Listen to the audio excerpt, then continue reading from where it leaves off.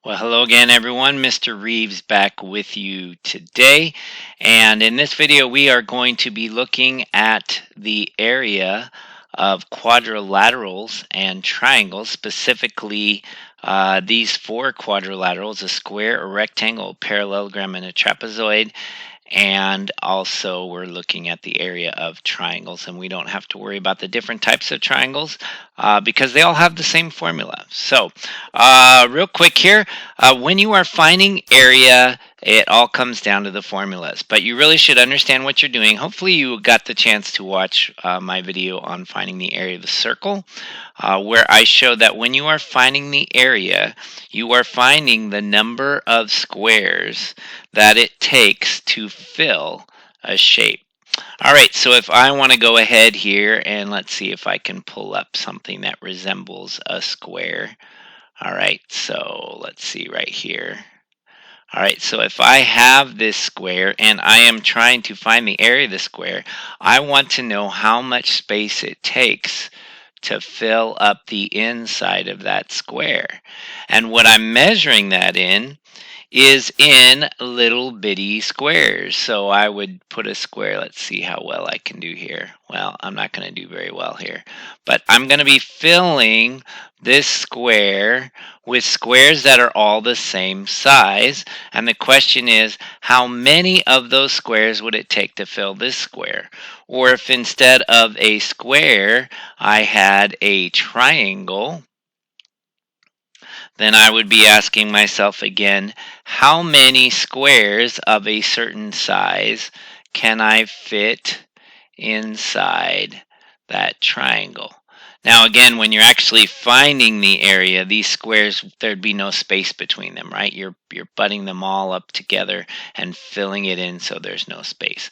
So area is finding the number of squares that it takes to fill a shape. All right, and we have formulas for that. And these are formulas that you really should know, you should memorize. So for a triangle, we're going to have 1/2 the base times the height.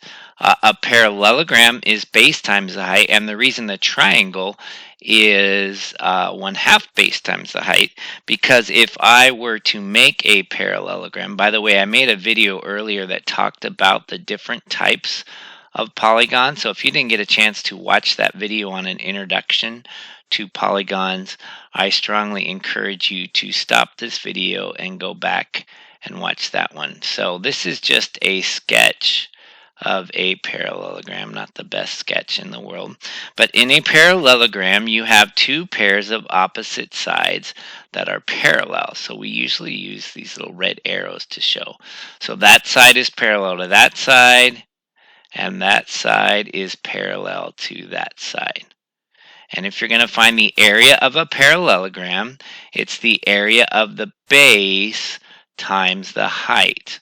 Now, the height of a parallelogram is the distance between any two of those bases. Let me try this again.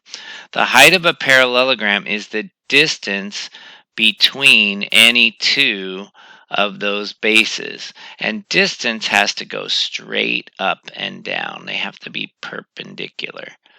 So for a parallelogram, the height would be right here, not this slanted distance. That wouldn't be the height.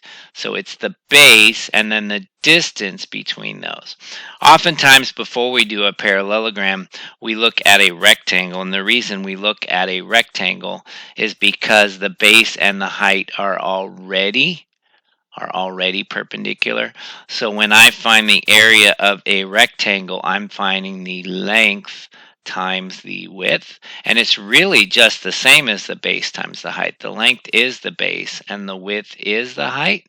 But in a rectangle, because these are right angles, beautiful little squares, Mr. Reeves, then we give it a special name because rectangle is kind of special. But a rectangle really is just a special type of parallelogram. A rectangle and a parallelogram share the quality that both pairs of opposite sides are parallel. Again, I can do the same thing on this rectangle that I did down here. Okay, So those opposite sides are parallel. It's just in the case of the rectangle, that height right there we call the width. In a parallelogram that's not a rectangle, that height will not be the side. Again, do you see how that's slanted? You can never have a slanted height. Heights always have to go straight up and down. I could draw the height inside. Sometimes you see the height drawn inside. In fact, more often you see the height drawn inside on a parallelogram. So this H here is the same as that H there. Again, it's the distance between those parallel sides. All right. So the area of a rectangle is length times width, which again is the same as base times height. All right. The area of a parallelogram is base times height. The difference we got to watch for these parallelograms is that height will not be a side, right? And a square, well, what's so special about a square? A square is just a special type of rectangle, right? When I make this square, that is a rectangle. It's also a parallelogram. Again, I'm going to keep doing this. This side and that side are parallel. That side and that side are parallel. So it's first and foremost, it's a parallelogram. Then it's a rectangle, and it's a rectangle because all of these corners are right angles. That little symbol, by the way, is supposed to be a square to show 90-degree angles. But, so it's a parallelogram, it's a rectangle, but even more than that, all of the sides are the same. All of the sides are the same. I got a lot of markings on here. But when you see a single mark like that for all the sides, it's really a mess. You know, I'm going to erase the other stuff. When you see this, that indicates that they're all the same. So a square is a parallelogram and a rectangle.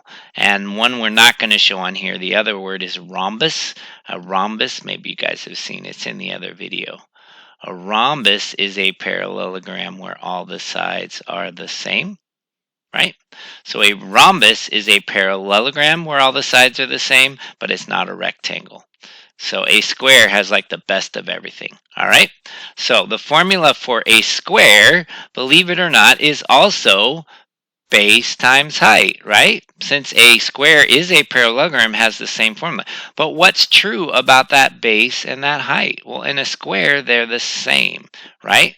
So instead of calling them base and height, we usually just say, okay, since they're all the same, we're going to call it S, and this is S. And guys, what is S times S? S times S is S to the second power, or S squared. So technically, a parallelogram, a rectangle, and a square, they all have the same formula, base times height. It's just in a rectangle, the base and the height are always perpendicular, so we call them length and width. And in a square, the base and the height are the same, and so we call it S times S, or S squared. All right, so these three actually are very closely related. It's just the square and the rectangle are special cases. All right, so I actually started this by talking about a triangle, and then I got away from it. So let me go back again and make a sketch of a parallelogram. So maybe I could do a little better sketch this time. All right, so well, it doesn't look like it's going to be much better. We'll see. All right. Again, guys, this is just a sketch. It's not going to be perfect here. All right, what happens if I take that parallelogram and I make a line that goes from that vertex to that vertex? Well, what do I get?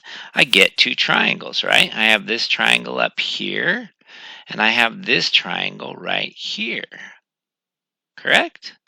All right, and again, the formula for the area of this triangle is base times height, right? So I'm going to come straight down here at a 90-degree angle, and this would be my height, and this right here would be my base, right? This would be right here, a little 90-degree angle here. Okay? Just draw that in. There we go. All right, so the base times height's the whole thing, but the triangle is how much of it? If it takes two triangles to make one parallelogram, then one triangle is half of it. So the formula for the area of a triangle is simply 1/2 the base times the height. All right? So 1/2 the base times the height for a triangle because it takes two triangles to make one parallelogram. All right, and finally, let's go and look at a trapezoid. All right. Actually, you know what? Real quick, let's go back to triangles because I forgot. There's 3 different types of triangles we could look at. So right here, I'm going to draw a triangle like that. Then I'm going to draw a triangle like that. Okay. And then I'm going to draw a triangle like that. All right, so if you watched the other video on Introduction to Polygons, you saw that we had 3 different types of triangles by angles. We have acute, we have right, and we have obtuse. Now, all of them have the same area formula, but what's different is where that height is. Remember what I said earlier? The height has to be perpendicular to the base. So if I'm in this acute triangle, the height is going to be right there. If I'm in this right triangle, well, the height is right there. It's actually one of those sides, or the height's there if we prefer to go the other way. And if I'm in an obtuse triangle, this is the weirdest one of all. The height is actually outside over here. All right? So the formula is the same, but where that height is different. So if I were finding the area of this triangle, it would be base times that height inside. If I were finding the area of a right triangle, by the way, would come from a rectangle or a square. All right, this is going to be a little tricky because I wrote it on the bottom. There would be the base and there would be the height. And for this obtuse triangle, this is the trickiest one of all. Right here is the base, right? There's my base. The height is actually out here. Now, just to be 100% honest with you, there is a way to draw height in here on the obtuse triangle as well, in which case it would look more like this. You can make this the base and then the height would be inside. But I wanted to show you this case right here because that's the one that really looks different. Otherwise, it just looks like one of these. All right, but the formula is all the same, but you got to make sure you are finding the base and the height. All right, so last one, the one we haven't done yet, is a trapezoid. So let's go ahead and look at what a trapezoid is. Again, if you watched my other video on Introduction to Polygons, you would see that a trapezoid has one pair of parallel sides. Let me try that again. It always wants to try to curve up at the end. All right, so it has one pair of parallel sides. So remember earlier with the parallelogram? Remember how I did that? Those two are parallel and those two are parallel, correct?